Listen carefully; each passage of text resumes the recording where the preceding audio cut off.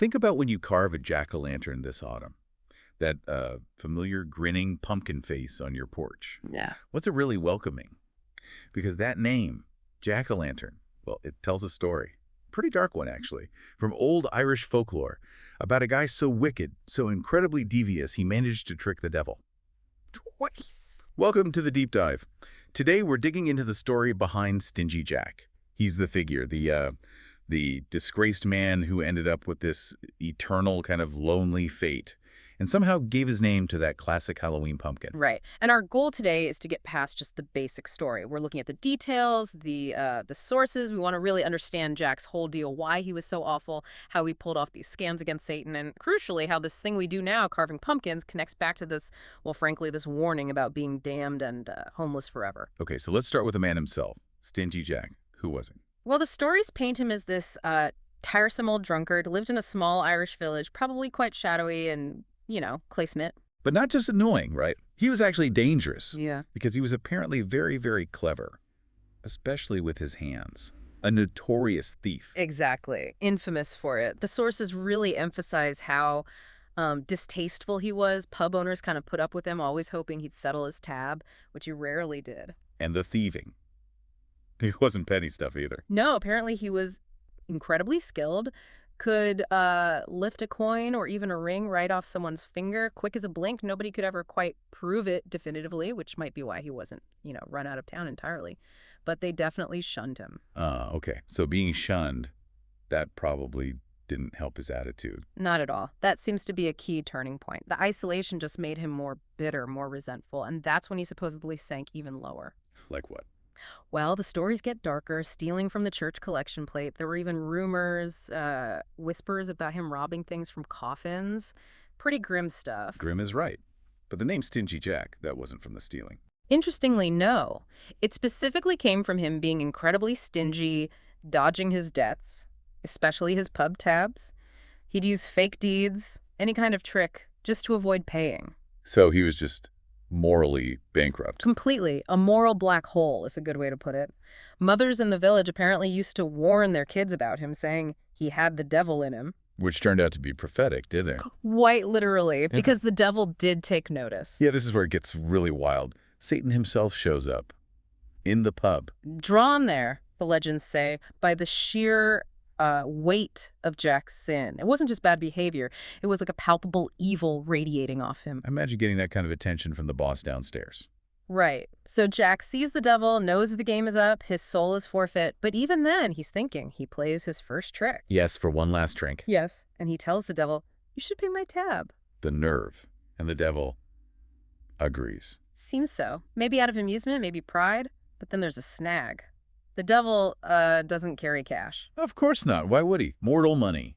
Exactly. And Jack sees his opening. This is the first big scam. He says, okay, turn yourself into a silver coin. We'll pay the bartender. You change back. Grab my soul. Easy. A neat trick on the bartender, supposedly. That was the pitch. But Jack, well, he had other plans. He takes the coin. And immediately drops it into his pocket, right next to a small silver crucifix he happened to be carrying. Ah, the classic anti-devil device. Precisely. And those holy properties, according to the folklore, instantly trapped Satan inside the coin. Imagine the devil's fury and humiliation, stuck in the grubby pocket of this village drunkard. So Jack's just sitting there jingling the coin. Apparently twirling it, feeling it rattle against the crucifix, hearing Satan growling inside, probably in pain and rage. That's some serious leverage. Absolutely. Jack wastes no time. He demands a deal, spare his soul for another 10 years, and he'll let Satan out. And the devil being trapped. Had no choice. He had to agree. Grudgingly, furiously, he swore to leave Jack alone for exactly 10 years. Vowed he'd be back, though. No more tricks next time. But Jack wasn't done with tricks, was he? That 10 years passes. It does. And 10 years later, on a suitably misty, atmospheric night, Satan reappears. Ready to collect. No more games. Finds Jack where? Still drinking? Pretty much. Drunk, swaying near a big apple tree. Jack sees him, knows this is really it, but spots one last chance, one final desperate gamble. The apple tree. Yep. He points up at this perfect, ripe, red apple hanging high on a branch, says he's starving. Could the devil just fetch him that apple as, like, a last meal? And the devil falls for it. Again. The sources suggest maybe his ego got the better of him, offering a tempting apple, as echoes, right, of Eden. Maybe he thought it was fitting. Or maybe he just underestimated Jack again. Climbing a tree with hooves can't be easy. Probably not. So the devil starts clambering up the tree, focusing on getting that apple. And while he's distracted, Jack moves fast, pulls out a bunch of crucifixes. Some say he'd prepared them. Others say he just grabbed them quickly and slams them into the trunk all around the base of the tree. creating a holy circle. Yeah. Trapping him again. Trapped him again. High up in an apple tree this time, Satan is absolutely livid. Duped twice by the same mortal scoundrel. So what's the demand this time? Another 10 years. No, Jack goes for the ultimate prize, the final deal. Satan must promise to never take his soul, ever. Not just delayed, but completely off the table for hell. Wow. And the devil stuck up the tree. He has to agree. He's bound by the magic, bound by the promise. He gives his word. Jack's soul will never enter hell. It's kind of fascinating, isn't it? This idea of deals with the devil being almost like legal contracts. Jack wins on technicalities. Exactly. It's less about morality and more about exploiting loopholes. Jack basically lawyered his way out of damnation, or so he thought. He figured legal freedom was the same as, actual redemption. Which it definitely wasn't. Yeah. Because he might have dodged hell, but he couldn't dodge, well, life or death. Right. His lifestyle caught up with him eventually. Years later, his body just gave out. Rotten liver, bad heart, the works. He died apparently right after leaving the pub one last time. Still thinking he could talk his way into places, though. He heads for the pearly gates. Tries to, yeah. Probably thought he could scam St. Peter, too. How'd that go? About as well as you'd expect. St. Peter takes one look, knows his entire life story, the cruelty, the dishonesty, the utter lack of anything good, and just turns him away. Flat out rejection. And the devil deal. St. Peter basically says, that's a you problem. Your deal with Satan doesn't get you in here. Heaven was absolutely not an option. Okay, so heaven's out. He descends towards the alternative. Heads down to hell. The descriptions are pretty vivid. Gates of iron and bone, the ground littered with coal embers. And Satan waiting for him. Oh, yeah. Satan's there. Huge, terrifying eyes like burning coals. Probably looking forward to finally getting his hands on Jack. But wait, the deal. Exactly. Jack gets to the gates, probably expecting eternal torment, and Satan just glares at him angrily. And then turns him away. He honors the deal. He honors the letter of the deal. I promised I would never take your soul into hell, he basically says. And he doesn't. Jack has refused entry there, too. So, rejected by heaven, rejected by hell. Where does that leave him? Nowhere. Utterly homeless.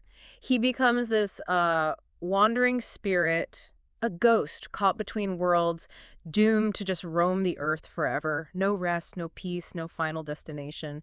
That's his real punishment. Eternal limbo. Just walking the earth in the dark forever. Pretty much. And it's dark, it's stormy, he can't see where he's going on this path back to Earth, or rather, on Earth. So, in one last pathetic gesture, he actually begs Satan for a light. Asks the guy he tricked twice for a favor. Gutsy. Or just desperate.